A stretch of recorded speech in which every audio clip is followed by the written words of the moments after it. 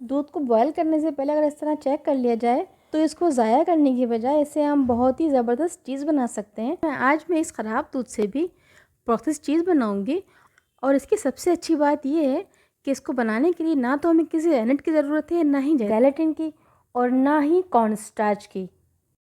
जी हाँ, जो चीज़ें हमारे घर में हर वक्त मौजूद होती हैं हम उनसे भी इसको बहुत अच्छी तरीके से बना सकते हैं।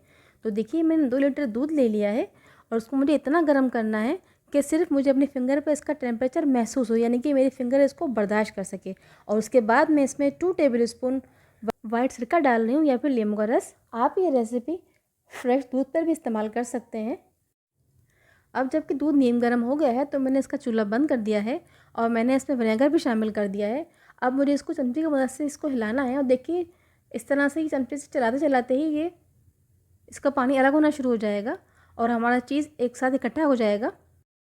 ये रेसिपी मेरी उन छोटी बहनों के लिए बहुत ही यूज़फुल है जो उमन दूध को बॉयल करना भूल जाती हैं या लाइट ना होने की वजह से दूध फ्रिज में ख़राब हो जाता है। तो बस फिर मम्मी से डांट कर सुनने की ज़रूरत बिल्कुल भी नहीं है और जल्दी से ये चीज़ बनाइए और अम्मी को खुश कर दीजिए।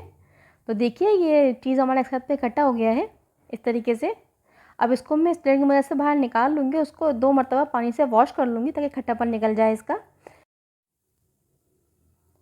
अभी ये प्रोसेस चीज़ बनाने के लिए मुझे इसके लिए एक मिक्सर रेडी करना है, तो उसके लिए मैं एक प्याले में 1 टेबल स्पून पानी ले रही हूँ। अब इसमें मुझे 1 टीस्पून साइट्रिक एसिड शामिल करना है, यानी कि टाटरी।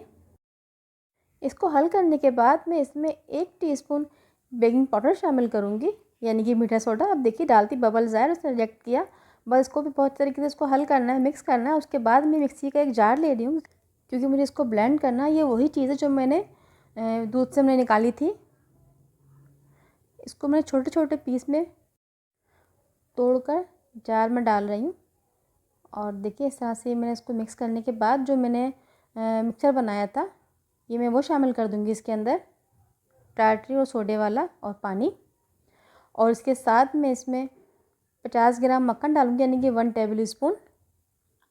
ये बटर आपकी मर्ज़ी है, आप अनसॉल्टेड लें या सॉल्टेड लें, जैसे आपको घर में जो भी मौजूद हो आप वो ले सकती हैं इसके अंदर।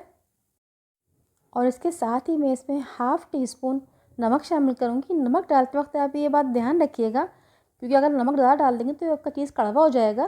तो अगर आपके मक्खन में अगर नमक है तो फिर आप ना डालिएगा। और 1/4 कप मैंने इसमें दूध शामिल किया, यानी कि 1/4 कप। इसे ब्लेंड कर लूँगी और देखिए इसको ये मुश्किल करेगा ब्लेंड करने में, तो इसको आप इस तरह चमचे की मदद से हिला हिलाकर, मिक्सी को अपनी हिला हिलाकर आप इसे ब्लेंड कीजिएगा। और उसके बाद ये मिक्स हो गया है तो इसको मैं एक बाउल में ट्रांसफ़र कर रही हूँ। अब मुझे इसके डबल बॉयलर की मदद से इसको मेल्ट करना है। तो देखिए मैंने एक बर्तन में पानी बॉयल करने के लिए रख दिया। ये मैंने पानी 2 गिलास लिया था और उसके ऊपर मैंने अपना बाउल रखा है और इस तरीके से ये पानी की हीट से ही ये मेल्ट होना शुरू हो गया है। देखिए इस तरीके से आहिस्ता आहिस्ता, थोड़ा टाइम लगेगा लेकिन इसको चलाना है मुसलसल, आपको इसको छोड़ना नहीं है। अगर आप इसको छोड़ देंगे तो ये एक साइड से जम जाएगा और आपकी चीज़ ख़राब हो सकती है। तो इसलिए आपको मुसलसल इसे चलाना है। तकरीबन ये 10 मिनट लगेंगे आपको, ये 8 मिनट ये आपका मेल्ट होना शुरू हो जाएगा। देखिए ये मेल्ट होना शुरू हो गया, बहुत अच्छी तरह से चीज़ बन रही है और बहुत ही इसका अच्छा और क्रीमी टेक्स्चर आ रहा है, ये देखिए आप।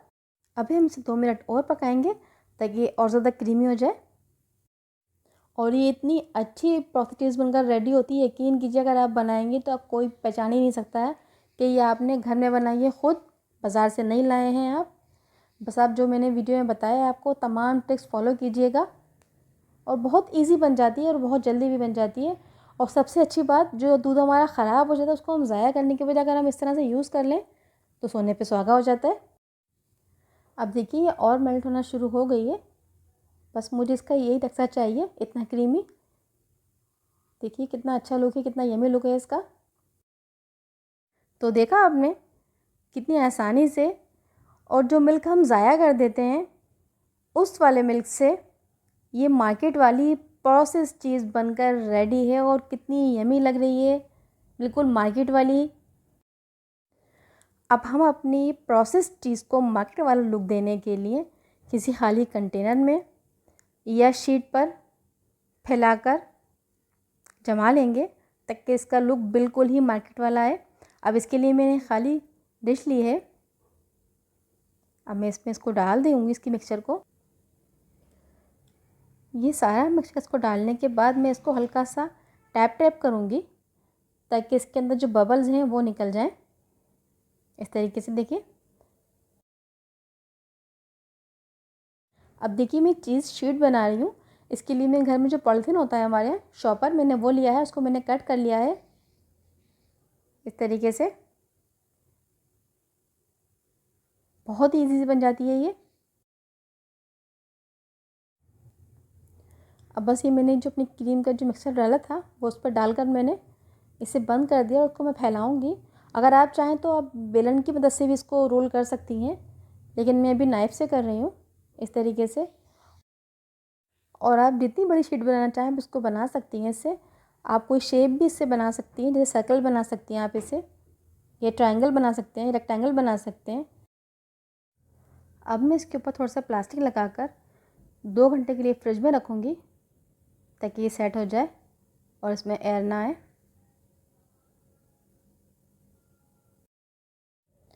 इस चीज़ को आप पिज़्ज़ा पर भी इस्तेमाल कर सकते हैं, आप इसको बर्गर की शीट पर भी इस्तेमाल कर सकते हैं, या रोल में, या जिस तरह से आप इसको क्रश करके करना चाहें आप इसको क्रश करके भी यूज़ कर सकते हैं। तो जी देखिए 2 घंटे हो गए और हमारी बहुत ही मज़ेदार मार्केट वाली प्रोसेस चीज़ बनकर रेडी है। और देखिए कितनी ज़्यादा यमी लुक आई है इसकी, और कितना स्ट्रेचेबल है ये, और कितना खूबसूरत लग रहा है देखने में, और खाने में तो ये बहुत ही यमी है। बिल्कुल भी फ़र्क नहीं है मार्केट की चीज़ और घर की चीज़। कोई यकीन नहीं कर सकता कि ये आपने घर में बनाई है अगर आप इसको इस तरीके से बनाएंगे तो। और देखिए शीट कितनी परफेक्ट बनकर रेडी हुई हैं। इसको इस तरीके से आप निकाल दें पॉलीथीन के ऊपर से। देखिए वाह, है ना बिल्कुल परफेक्ट, कितनी शाइनी और कितनी स्ट्रेचेबल। ये देखिए आप इसको किसी भी तरह फोल्ड कर सकते हैं, रोल कर सकते हैं, जिस शेप में आप इसको चाहें ढाल सकते हैं। बहुत लचक है इसके अंदर, बिल्कुल भी क्रश नहीं है, टूट नहीं रही है ये। और देखिए जो मैंने ये बड़ी शीट बनाई थी, इसको आप अपनी मर्ज़ी के हिसाब से शेप दे सकते हैं, जो शेप आप चाहें। इवन आप इसको कटर से भी कट कर सकते हैं, जो छोटे छोटे से मोल्ड हमारे पास आते हैं, ताकि बच्चों के लिए कोई अच्छी चीज़ बन जाए और बच्चे देखकर खुश हो जाएं। ये देखिए कितना शाइनी है इसको, वाह बहुत बहुत ही शाइनी लुक आई है इसकी, और बहुत ही क्रीमी है ये।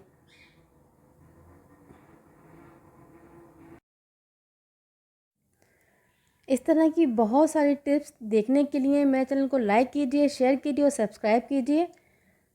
खुश रहिए, दुआ में याद रखिए। अल्लाह ताला हमेशा आपके रिज़्क़ में दस्तरख़्वान में बरकत दे। अल्लाह हाफ़िज़।